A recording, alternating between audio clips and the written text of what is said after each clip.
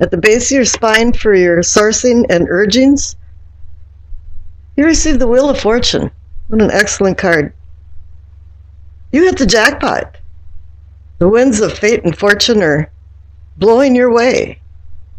Life is on an upswing. You're feeling good about it. Somewhere in the middle of this, there's some kind of karmic justice going on because it was your turn for good things to happen. The base of your spine is about the accumulation of past lives and memories from childhood up to today. But it appears you culled a lot of negative things in your life. You threw them out. You did some spring cleaning spiritually and emotionally, and you're feeling really good about life. And the clarification card is the Eight of Swords. When I first saw this card, I thought of a labyrinth and King Minos and Crete and the Minotaur, but I'm feeling like you walked a labyrinth, but it was more from an event to an event. And many times, while these events were happening, they were ones that were out of your control. And it made you feel really restrained because you were more of a spectator in your life than a participant.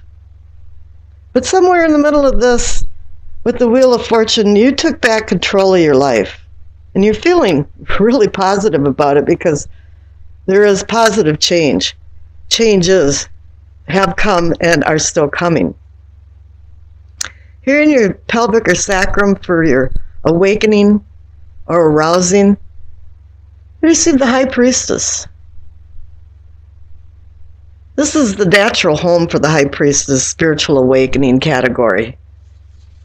It's a very comfortable place for her to be and for you to be with her. You've been listening to her illuminative messages. Illumination in Latin means spiritual enlightenment, and you are being spiritually enlightened. And I can't say that some of you are progressing in leaps and bounds, but I'm feeling more like it's the flow of a river. It's just a natural progression of what is happening here. These new messages are very intuitive. You know, they come through dreams and premonitions and even coincidences where you walk away thinking, what happened there? Boy, that had a lot more meaning than it really looked like, you know, and you started thinking about it, and even sometimes you connect it to your dreams. I do anyway. So here it is, you've got luck on your side and just this expansive spiritual awakening. And here the clarification card is the Ace of Wands. You're sowing seeds. There's new beginnings, but I'm feeling like it's just a continuation of the spiritual progression. This new beginning is you're just picking up somewhere new again. And you're feeling really good about it. Who couldn't with the High Priest, with all of the notice, as well as you've got the Wheel of Fortune, the High Priestess, and the Sun, all major arcana cards on your unconscious inner self.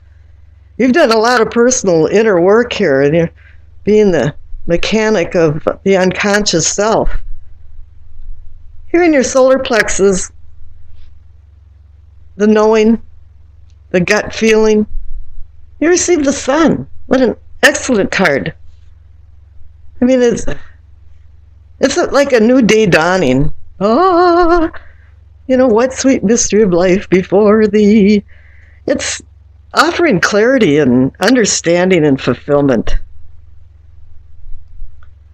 You've walked from the obscured path of the moon out into the sunlight. And it's bringing balance of your unconscious inner self to your conscious foreself. It's bringing abundance, success, and joy. What an excellent unconscious side of a spread here. And here you have the Two of Wands for the clarification. It's a vision. The two is for decision and partnership. And you're still in a decision stage. You're giving new beginnings, or a continuation from your spiritual awakening of new beginnings. And now you're making a vision. It's coming to the surface, to the subconscious, and the vision is bringing something to a reality. And choices are to be made, and plans as well. But you have the courage now to explore. And perhaps this is going to be some kind of joint venture, I don't know. But opportunities are knocking, and the door is swinging open. Now here at the heart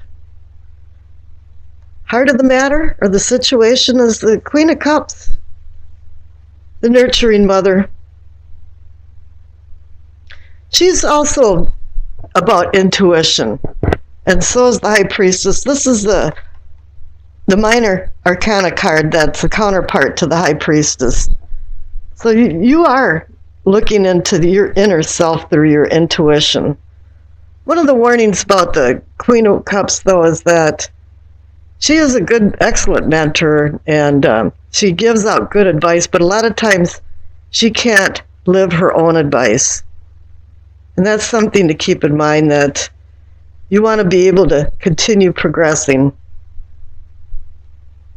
on more of the conscious level rather than the unconscious. The clarification card is the Death card. You're transforming. But this is part of the flow of the river I pointed out, because when you see the Death card, you are transforming, but regardless of whatever you do, you can kick and scream, it's not going to change it. You are going to transform regardless. And if you hold back and resist change, it'll even make it worse for you. But I have a feeling that you want to change, and you want to continue changing, because a lot of good things are happening right now. Down here in your throat, and what I call communicating and teachings, so Seven of Swords. There's a little kink in the graph here, and all things are not good over the kingdom. There's some kind of sneaky stuff going on. There's some kind of, let's say, secrets or deception. But it might not just be people around you or somebody around you. It could be you yourself that's fooling yourself, or you had been up to a certain point, that everything was okay. But I think now there is some new beginnings. Let's see what the clarification. Oh my goodness, you received the Ace of Cups. Wow. Emotionally you are progressing. This is a new beginning, emotional new beginning. It's a divine cup of blessings. It's giving you the green light that you're now sowing some seeds for love, or maybe even just emotional well-being. Here in your third eye, in seeing and envisioning, is the Star, another major arcana card. It's a beacon of light to bring you into hope and healing. It's like a ship bringing you into a safe harbor and a secure mooring. I also think of it too as guides. The beacon is really maybe a guide of some sort, or a deceased person, or an angel helping you along. And maybe you are envisioning that. And the clarification card is the Eight of Wands. Sudden change. So some things have happened suddenly. And there's going to be some other sudden changes coming up, from what I feel too. But they're not going to be negative ones. Here at the crown is your understanding and knowing. You have the Four of Pentacles. I always look at this as kind of a hanger-on card. You're just hanging on to something rather than a miser card. But here, I have a feeling it's really good that you're hanging on to the good things and letting the bad things go. And the clarification card is the King of Cups. You graduated from the Queen to the King. You're now able to balance your emotions and intellect. You're the mature king, the person now that's under control of both mind and body. Let's see here. Your past card, the Page of Cups. How interesting. You progressed from the Page of Cups to the Queen of Cups to the King of Cups. So in the past, it appears you were kind of wearing rose-colored glasses and you were more into fantasy land than into reality. You had a really immature outlook on some of your emotions and some of the love intrigues that you've dealt with. But he's also about, a sixth sense and sensing things, but it was more of a fantasy land type thing. He's also about messages too, and perhaps this has to do with the messages that you intuitively been receiving from the High Priestess and the Queen of Cups. It's kind of interesting about that. Here in the future, you received the Judgment card. That's interesting. There's a lot of aspects to the Judgment card. You can be accountable for your past actions. It's more like you reap what you sow kind of thing. I always think of the death rituals that the Egyptians did for your afterlife. Your past behavior was put on a scale against a feather. And you can see how tenuous that is. Even just a breath of air could change where the destiny of your afterlife would be from the good or bad that you did in life. But here also it's about rebirth and reincarnation of some sort. But you can't evolve into that unless you start forgiving yourself and forgiving others for what happened. I don't know if a lot of people understand the word grace, but it's unconditional forgiveness, which comes with unconditional love. Maybe somebody here with the Seven of Swords had hurt you, but you found unconditional love to overcome that. Maybe it was just yourself that you were fooling. But here the Judgment cards making things, it's a finality. The Elfin, the end, where now you have all of this energy of new beginnings coming in, which is so excellent. And the bottom of the deck card for the overall energy of the reading or the potential outcome is the Knight of Swords. My goodness, I can't seem to get that. There we go. Pages bring ideas. The knights set them into motion. With it being swords, it could be air and communication and words. Whatever it is, you're taking control, and the Knight of Swords moves very fast. He gallops through and leaves a lot of people in the dust. So things have been going quickly, and I see that here with the Eight of Wands as well. But there's been a lot of positive changes in your life. Here's the Doreen Virtue Angel card. You received Archangel Gabriel. You have an important life purpose involving communication and the arts. Please don't allow insecurities to hold you back. I will help you.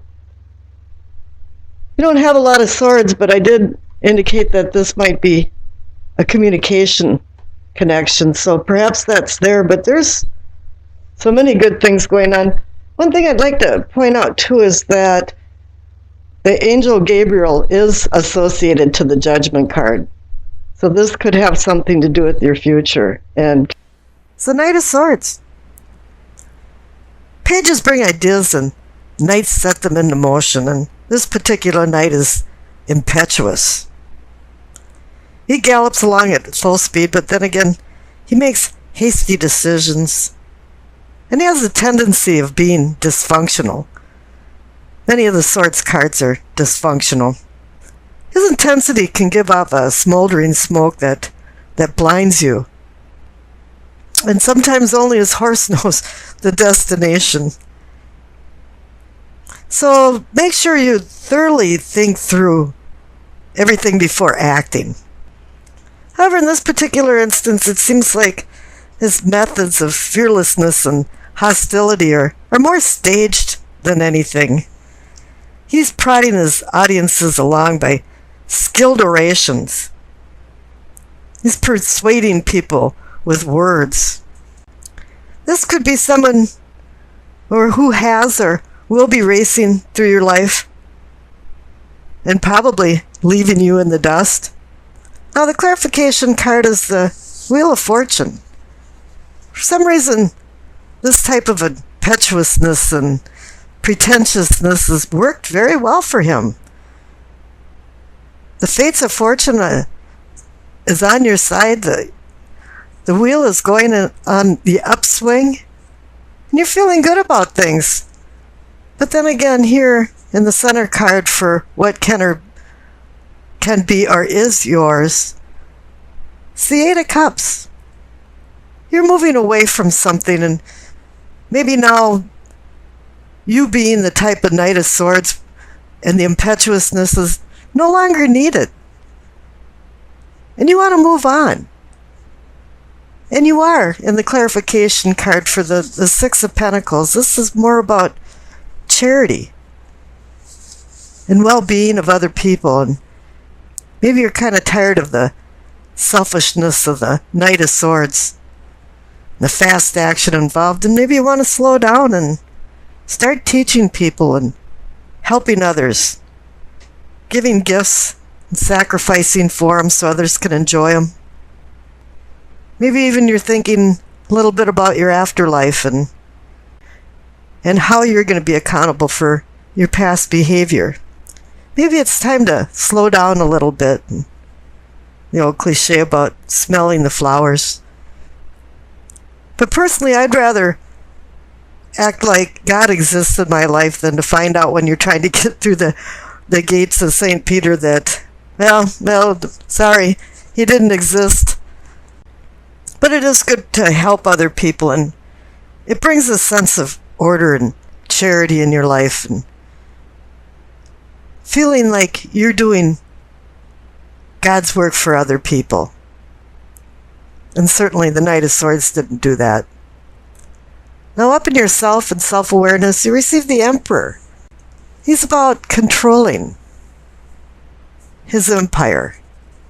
But it's not only that, he organizes it and regulates it by laws, and it kind of ticks along like a well-honed clock. And all of a sudden, from the rather immature Knight of Swords, now you're the Emperor, the man in control, or the person in control. And with the clarification card underneath it, the Eight of Wands, it's going to be something sudden that happens that changes your life. Maybe when you walked away from something with the Eight of Cups and started a more charitable, peaceful life with the Six of Pentacles. That you made some realizations. All of a sudden, the fog cleared and you hit a tipping point to change your life and to start controlling it.